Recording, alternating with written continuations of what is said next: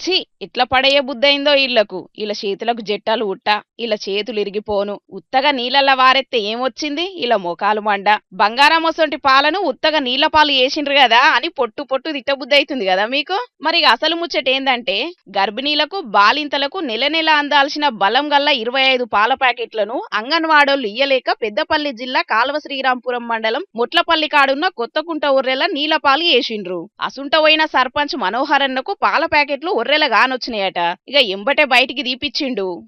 గర్భిణీలైతే మంచి ఆరోగ్యవంతమైన పిల్లలను ప్రసవించడానికి అవకాశం ఉంటుంది.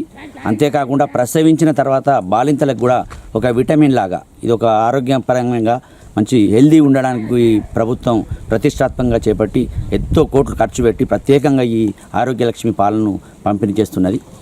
అది స్థానికంగా ఉన్న అంగన్వాడీ కార్యకర్తలు కావచ్చు, అధికారుల నిర్లక్ష్యం వల్ల ఈరోజు ఈ పాలను ప్రజలకు పంపిణీ చేయకపోగా వాటిని ఎక్స్పైర్ అయ్యేదాకా చూసి వాటిని తీసుకొచ్చి ఈ కుంటలలో చెరువులలో మట్టిలో పోస్తూ ఈ యొక్క అంగన్వాడీ కార్యక్రమాన్ని నీరుగార్చే ప్రయత్నం చేస్తున్నారు. అగో ఇన్నారులా డేట్ అయిపోయేదాకా చూసి డేట్ అయిపోయినాయి అని నీళ్ల పాలు ఎత్తున్నారట. గుడ్లు బాలామృతం కూడా ఇలా ఊళ్ళ సక్కగా ఇత్తలేరని ఫిర్యాదులున్నాయట. మరి ఈ ఊరంగన్వాడోళ్లే వడేసిండ్రా లేకుంటే ఏడ్నుంచో తెచ్చి ఊరోళ్లను బద్లాం చేస్తున్నారా అనేది తెలియాల్సి ఉన్నది గాని సర్కార్ల పనిచేస్తున్న కొందరి అత్య తెలివి పనులు గిట్లనే ఉంటాయుల్లా.